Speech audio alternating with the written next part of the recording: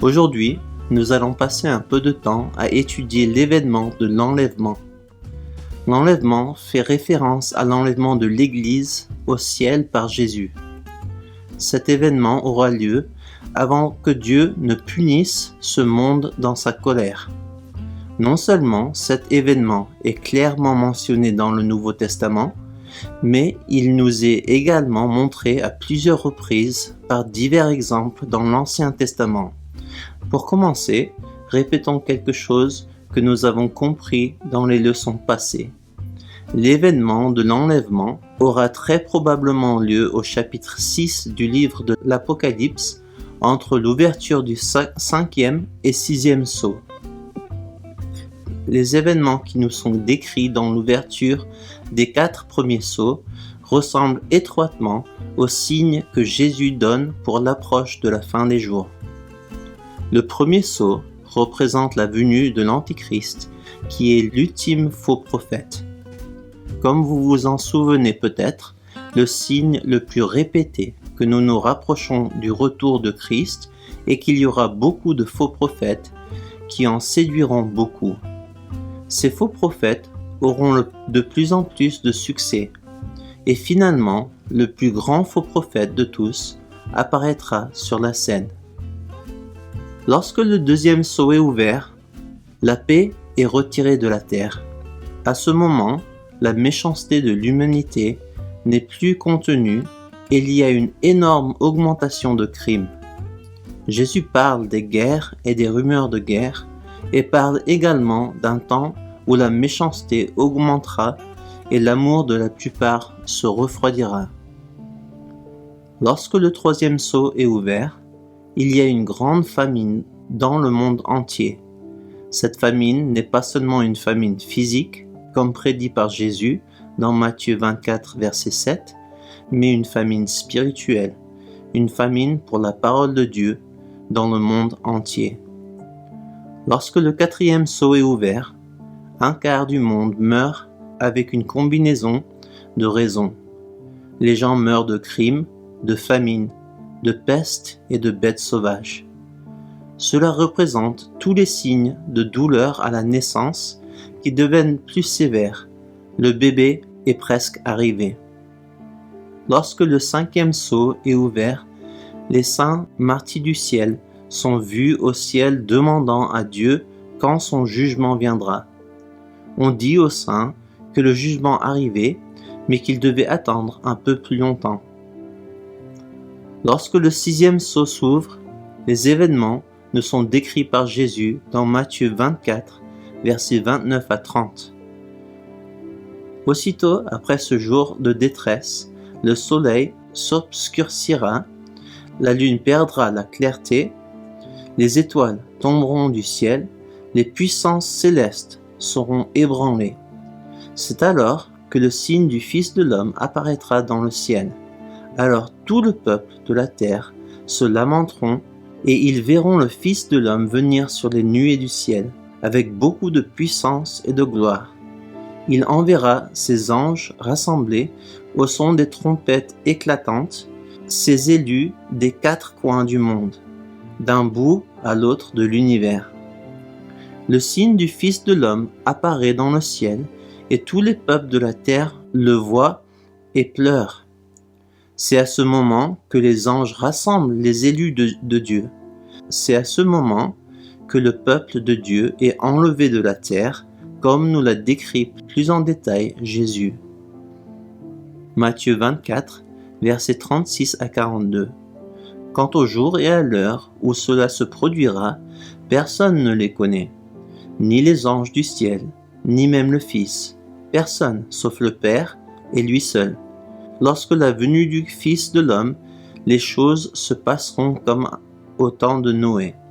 En effet, à l'époque qui précéda le déluge, les gens étaient occupés à manger et à boire, à se marier et à marier leurs enfants, jusqu'au jour où Noé entra dans le bateau. Ils ne se doutaient de rien, jusqu'à que vienne le déluge qui les emporta tous. Ce sera la même chose lorsque le Fils de l'homme viendra. Alors 2 ouvriers travailleront côte à côte dans un champ. L'un sera emmené, l'autre laissé. 2 femmes seront en train de tourner la pierre de meule. L'une sera emmenée, l'autre laissée. Tenez-vous donc en éveil, puisque vous ignorez quel jour votre Seigneur viendra. Jésus dit que nous ne pouvons pas connaître le jour ou l'heure de cet événement. Jésus dit qu'il viendra soudainement sur les gens de la terre. Jésus dit que les habitants de la terre ne seront pas du tout préparés à cela. La destruction viendra sur eux soudainement. Notons une chose importante. Bien qu'il soit vrai que le jour et l'heure de cet événement ne peuvent pas être connus de personne, cela ne signifie pas que l'Église ne connaîtra pas la saison. Noé était au courant de l'événement plus de 100 ans avant qu'il ne se produise, et il s'y était préparé. Noé savait la saison de l'inondation, mais il ne savait pas le jour ni l'heure. De la même manière, Jésus parle à son Église de cet événement et leur donne les signes clairs à rechercher afin qu'ils ne soient pas pris par surprise. Il est vrai que nous ne pouvons pas connaître ni le jour ni l'heure de l'enlèvement, mais le peuple de Dieu comprendra la saison de sa venue. Écoutez ce que Paul dit à l'Église à ce sujet. 1 Thessaloniciens chapitre 5 versets 1 à 4. Quant à l'époque et au moment de cet événement, vous n'avez pas besoin, frères et sœurs, qu'on vous écrit à ce sujet. Vous savez fort bien vous-même que le jour du Seigneur viendra de façon aussi inattendue qu'un voleur en pleine nuit. Lorsque les gens diront paix et sécurité, alors la ruine fondra subitement sur eux. Comme les douleurs saisissent la femme enceinte, et aucun n'échappera. Mais vous, frères et sœurs, vous n'êtes pas dans les ténèbres pour que le jour du Seigneur vous surprenne comme un voleur. Paul répète le fait que personne ne peut connaître l'heure et la date de l'enlèvement. Paul répète également le fait que les gens de ce monde ne seront pas préparés pour cela. Ils diront paix et sécurité quand la destruction viendra sur eux soudainement. Paul dit aussi qu'à ce moment-là, les chrétiens ne seront pas surpris par l'événement car ils l'avaient anticipé. Les chrétiens vivent dans la lumière et non dans l'obscurité. Il y a une raison pour laquelle Jésus nous donne des signes de sa venue. Jésus veut que son Église soit consciente de l'époque dans laquelle ils vivent. Tout comme les Juifs devaient connaître la saison de la venue du Messie et surveiller les signes de sa venue, Dieu s'attend donc à ce que l'Église soit attentive aux signes de la seconde venue. Écoutez ce que Jésus dit au peuple juif. En Luc, chapitre 12, versets 54 à 56. Puis, s'adressant de nouveau à la foule, Jésus reprit. Quand vous voyez apparaître un nuage du côté de l'ouest, vous dites aussitôt, il va pleuvoir, et c'est ce qu'il arrive. Quand le vent du sud se met à souffler, vous dites, il va faire très chaud, et c'est ce qui arrive. Hypocrite, vous êtes capable d'interpréter correctement les phénomènes de la terre et les aspects du ciel, et vous ne pouvez pas comprendre en quel temps vous vivez. Les signes de la venue du Messie étaient clairs à cette époque, mais le monde dans son ensemble ne les a pas vus. Seules quelques personnes étaient prêts et attentifs à ce moment-là. La Bible dit ce qui suit à propos de Siméon et d'Anne, en Luc chapitre 2, versets 25 à 27. Il y avait alors à Jérusalem un homme appelé Siméon. C'était un homme juste et pieux. Il vivait dans l'attente de la consolation d'Israël, et le Saint-Esprit reposait sur lui. L'Esprit Saint lui avait révélé qu'il ne mourrait pas avant d'avoir vu le Messie, l'envoyé du Seigneur. Poussé par l'Esprit, il vint au temple. Quand les parents de Jésus apportèrent le petit enfant pour accomplir les rites ordonnés par la loi. Un peu plus tard, au verset 36 et 38, il dit « Il y avait aussi une prophétesse, Anne, fils de Phanuel, de la tribu d'Azé, Elle était très âgée. Dans sa jeunesse, elle avait été mariée pendant 7 ans. Puis, elle était devenue veuve et avait vécu seule jusqu'à 84 ans. Elle ne quittait jamais le temple où elle servait Dieu, nuit et jour, par le jeûne et la prière. Elle arriva, elle aussi, au même moment, et louait Dieu et parlait de l'enfant à tous ceux qui attendaient que Dieu délivre Jérusalem. L'Église doit être comme Siméon et Anne. Ils doivent surveiller les signes de l'enlèvement à venir de l'Église. L'Église doit veiller, comme nous l'ordonne Matthieu 24, 42. Revenons à notre texte dans Matthieu 24 et lisons la description de l'événement de l'enlèvement au verset 40 à 42. Alors, 2 ouvriers travailleront côte à côte dans un champ, l'un sera emmené, l'autre laissé. 2 femmes seront en train de tourner la pierre de meule, l'une sera emmenée, l'autre laissée. Tenez-vous donc en éveil, puisque vous ignorez quel jour votre Seigneur viendra. Au moment de l'enlèvement, il y aura 2 hommes dans un champ travaillant ensemble, l'un sera pris et l'autre laissé. À ce moment-là, il y aura 2 femmes qui moudront le grain, une sera prise et une laissée. L'événement que Jésus nous décrit ici ne fait pas référence à la seconde venue à la fin de la tribulation de 7 ans. À la fin de la tribulation, lorsque Jésus descendra pour régner pendant 1000 ans, personne ne sera emmené nulle part. Ceux qui resteront à ce moment-là seront bénis. Ils connaîtront le règne de Christ. L'enlèvement de certaines personnes qui nous est décrit dans ces versets est ce que la Bible appelle l'arpetzo. Le mot arpetzo signifie être enlevé, être rattrapé par force.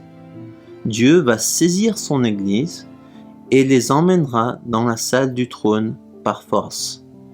Écoutez comme Paul décrit cet événement en utilisant le mot arpetzo. En 1 Thessaloniciens, chapitre 4, versets 16 à 18, Paul dit « En effet, au signal donné, sitôt que la voix de l'archange et le son de la trompette divine retentiront, le Seigneur lui-même descendra du ciel, et ceux qui sont morts unis à Christ ressusciteront en premier lieu. Ensuite, nous qui serons restés en vie à ce moment-là, nous serons enlevés ensemble avec eux, dans les nuées, pour rencontrer le Seigneur dans les airs. Ainsi, nous serons pour toujours avec le Seigneur. Encouragez-vous donc mutuellement par ces paroles. » Les chrétiens qui sont encore vivants lorsque Jésus rassemblera son Église pour lui-même seront attrapés vers les nuages pour rencontrer le Seigneur dans les airs. Jésus ne descend pas sur terre pour régner à ce moment-là. Nous lui sommes arrachés avec force. Nous serons alors avec Christ pour toujours. Cet événement doit être une source d'encouragement et de joie pour nous. Lorsque Paul parle de l'enlèvement dans 1 Thessaloniciens chapitres 4 et 5, il nous donne une raison pour cet événement. Il dit au verset 9 et 11 du chapitre 5 « Car Dieu ne nous a pas destinés à connaître sa colère, mais à posséder le salut par notre Seigneur Jésus-Christ. Il est mort pour nous afin que, vivants ou morts, nous entrions ensemble avec lui dans la vie. C'est pourquoi encouragez-vous les uns les autres et aidez-vous mutuellement à grandir dans la foi, comme vous le faites déjà. Pourquoi sommes-nous pris de la terre ? Parce que nous ne sommes pas désignés pour subir la colère de Dieu, mais pour recevoir le salut. Soyons clairs ici que Paul dit que nous ne sommes pas désignés pour subir la colère directement de Dieu. Jésus ne punira pas son épouse. Paul parle continuellement des épreuves et des persécutions auxquelles nous devons faire face en tant qu'Église.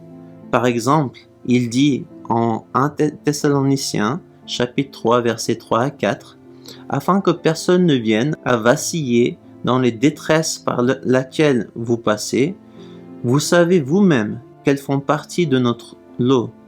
Lorsque nous étions parmi vous, nous vous avions prévenu que nous aurions à souffrir de nombreuses détresses. Et c'est ce qui est arrivé, vous le savez bien. Nous sommes enlevés parce que le monde est sur le point d'être puni physiquement ici sur terre pour ses péchés. Nous sommes enlevés pour échapper à la destruction à venir que Dieu lui-même affligera sur terre pendant le temps de la tribulation. Non seulement le Nouveau Testament nous enseigne ce fait, mais chaque exemple de l'enlèvement dans l'Ancien Testament nous enseigne cette leçon exacte. Dieu enlèvera son peuple avant de punir les méchants. Prenons un peu de temps et regardons les divers exemples de l'enlèvement dans l'Ancien Testament. Le premier exemple de l'enlèvement dans l'Ancien Testament est celui d'Enoch. Or, Enoch était un homme qui marchait près de Dieu selon la Bible. Enoch a prophétiquement nommé son fils Methuselah, ce qui signifie en hébreu « sa mort apportera le jugement ». Au moment de la mort de Mathusalem, le monde a été inondé et tous sont morts à l'exception de Noé et de sa famille.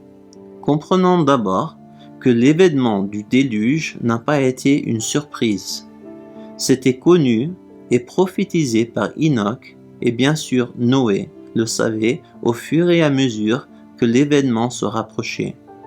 Comprenons également qu'au fur et à mesure que Mathusalem vieillissait, les gens qui prêtaient attention à la prophétie comprenaient que le temps de la destruction du monde se rapprochait de plus en plus. Ils ne savaient pas le jour ou l'heure de la mort de Mathusalem, mais ils pouvaient certainement voir la saison approcher. Bien que Noé n'a pas été enlevé, son histoire nous enseigne également que Dieu protégera son peuple pendant le temps de sa colère. Le prochain exemple de l'enlèvement vient aussi de quelqu'un qui n'a pas été littéralement enlevé de ce monde comme Enoch. Cependant, la Bible utilise les événements du jour de l'eau pour décrire l'enlèvement à venir de l'Église. Lorsque Jésus enseigne aux disciples les événements de la fin des temps, il utilise l'exemple de l'eau avec l'exemple de Noé dans les termes suivants. Luc chapitre 17, versets 28 à 30. C'est encore ce qui est arrivé du temps de l'eau. Les gens mangeaient, buvaient, achetaient, vendaient, plantaient, bâtissaient, mais le jour où l'eau sortit de Sodome, une pluie de feu et de soufre tomba du ciel et les fit tous périr. Il en sera de même le jour où le Fils de l'homme apparaîtra. La venue de Jésus sera juste comme les jours de l'eau. Tout d'abord, rappelons-nous que Dieu a annoncé à son serviteur Abraham la destruction prochaine des villes de Sodome et Gomorrhe. Écoutez ce qu'il dit dans les versets suivants. Genèse, chapitre 18, versets 16 à 17. Puis ces hommes se remirent en route et prenaient la direction de Sodome. Abraham les accompagna pour prendre congé d'eux. L'Éternel se dit alors, « Cacherai-je à Abraham ce que je vais faire ?» Une fois qu'Abraham a découvert la destruction à venir, il a plaidé pour la miséricorde au nom de la ville. Mais la ville était devenue si méchante que même 10 hommes justes ne pouvaient pas s'y trouver. Avant le temps de la tribulation, il n'y aura pas une quantité énorme de chrétiens fortes. Le monde sera rempli d'hommes méchants. La méchanceté de la ville de Sodome et Gomorrhe était devenue si grave que Dieu ne pouvait plus leur permettre de vivre. Mais avant qu'il ne leur apporte la destruction, il a visité la seule famille juste restante pour les éloigner de la destruction. Lot et sa famille sont avertis de la destruction à venir et sont invités à fuir la ville en hâte. Lorsque Lot hésite à quitter la ville, les anges le font sortir de force. Ils saisissent sa main et celle de sa famille et les conduisent en toute sécurité hors de la ville. À ce stade de l'histoire, nous avons une image de l'Église qui est laissée derrière pour compte de son amour pour le monde. La femme de l'eau regarde le monde avec amour et devint immédiatement une colonne de sel. Lorsque Jésus parlait de l'enlèvement de l'Église, il parlait de l'eau et de sa femme. Jésus ordonne à l'Église de ne pas aimer leur vie terrestre lorsque viendra le temps de l'enlèvement.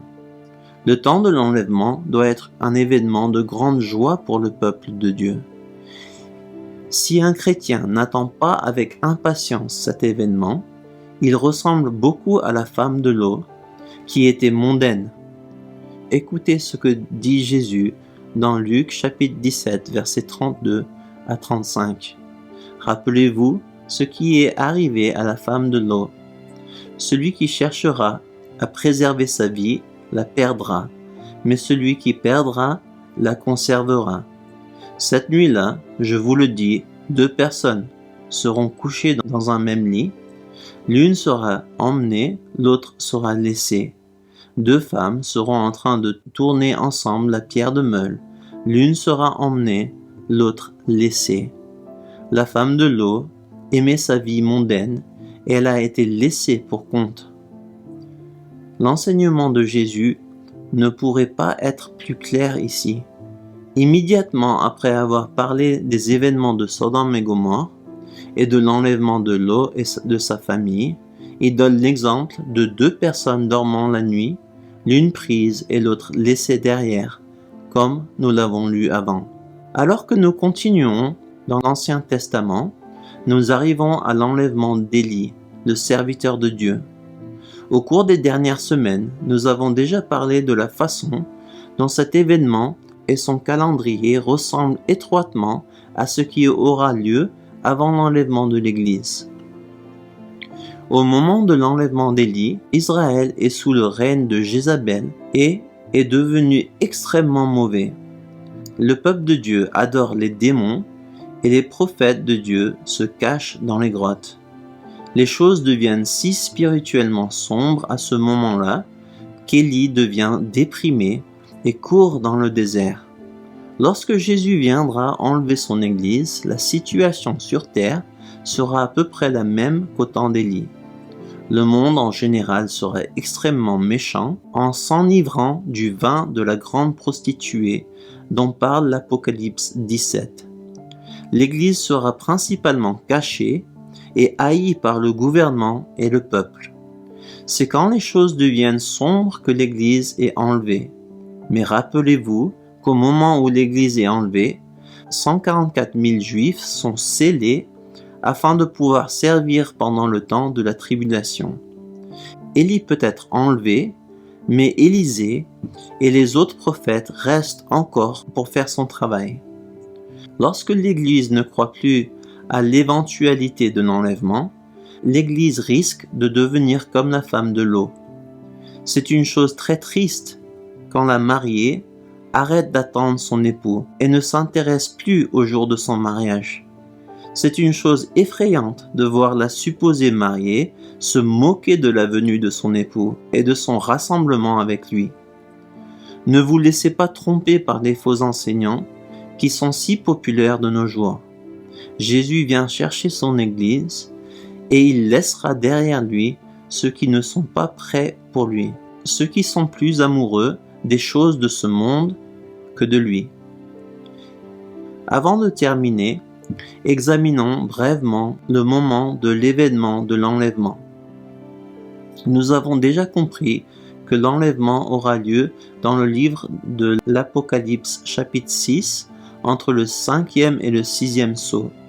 La question reste, l'enlèvement aura-t-il lieu avant ou pendant la période de tribulation? La première chose dont nous devons nous souvenir est que bien que l'Église a toujours souffert sous la main du monde et de l'esprit de l'Antichrist, l'Église ne traversera absolument pas les temps futurs de la colère de Dieu. L'Esprit promet à l'Église de Philadelphia qu'elle n'aura pas besoin de passer par le temps de l'épreuve. Comme nous l'avons appris précédemment, la tribulation se compose de 2 moitiés. Pendant la première partie de la tribulation, le monde est puni en étant complètement remis entre les mains de Satan. Au cours de la seconde moitié de la tribulation, Satan et le monde sont punis directement par Dieu. Nous pouvons dire avec une confiance absolue que l'Église ne sera pas sur terre lorsque la grande tribulation commencera. Nous ne serons pas sur terre pendant la deuxième partie de la tribulation. Bien qu'il soit très probable que nous soyons pris avant que Dieu n'abandonne complètement cette terre à Satan au début de la tribulation, nous ne pouvons pas être sûrs du moment de tout cela. Si notre hypothèse que l'enlèvement a lieu entre les sceaux 5 et 6 du chapitre 6 est juste, nous pouvons nous attendre à vivre sur terre lorsque l'Antichrist commencera sa conquête de la terre. Nous pouvons également nous attendre à vivre une époque de grande méchanceté, une époque de flot, de famine et d'autres événements cataclysmiques. Comme je l'ai mentionné à plusieurs reprises au cours des dernières semaines, je crois que l'événement de l'enlèvement est l'événement qui emmènera les Juifs à tourner le dos à l'Antichrist, qu'il avait autrefois accepté, et à se tourner vers leur véritable Sauveur et Seigneur Jésus-Christ, comme prophétisé dans l'Ancien Testament et par Paul dans le livre de Romains chapitre 11 verset 25 et le livre de Zacharie chapitre 12 verset 10. Une fois de plus, laissez-moi vous expliquer ce que je pense qui va se passer. Les sceaux seront ouverts et l'Antichrist commencera à monter en puissance dans le monde entier. Les Juifs suivront l'Antichrist et croiront qu'il est leur Messie. L'Église reconnaîtra l'Antichrist et pourra avertir leur famille à son sujet. Au moment de l'enlèvement, le monde entier verra Jésus. Tout le monde se cachera dans la terreur, craignant la destruction à venir.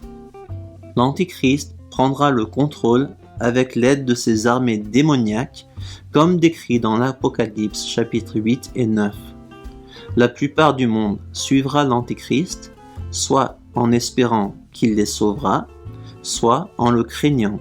Mais les Juifs se seront tournés vers leur vrai Messie, Jésus-Christ.